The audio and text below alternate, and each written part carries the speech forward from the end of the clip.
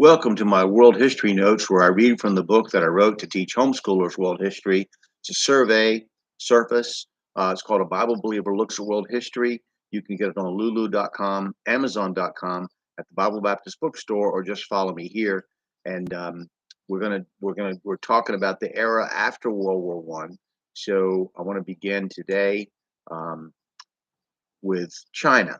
So moving back to the world political scene, I want to move to spectacular events in China for a bit.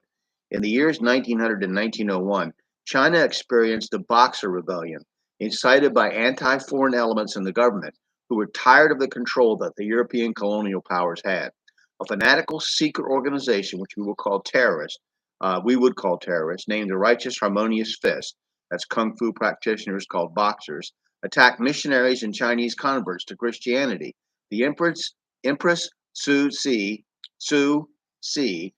professed that she could not control this movement, but was secretly supporting it.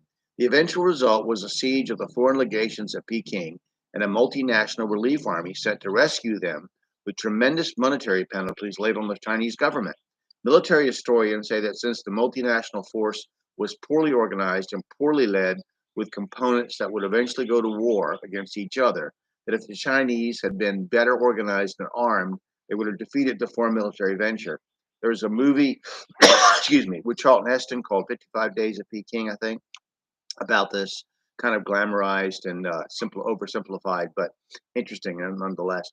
China was in a turmoil, and there was a rise in Chinese pride and nationalism, resulting in a revolution in October of 1911, in which the dying Manchu dynasty was overthrown after nearly 300 years, and the Republic of China was formed. China entered World War I on the side of the Allies, sending labor battalions to the front, thereby gaining an ending to all German and Austro-Hungarian secessions in China. Between 1920 and 1926, many regional warlords, independent of any central authority, began to rule most of China. An organizing force called the National People's Party, or Kuomintang, arose under the leadership of Sun Yat-sen. One of its military leaders was a young general named Chiang Kai-shek.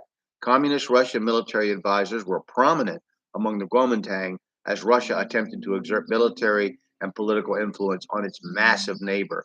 In Japan, participated in three military ventures: the Boxer Rebellion, the Russo-Japanese War, and World War One, thus gaining important military experience after recently becoming a modern nation.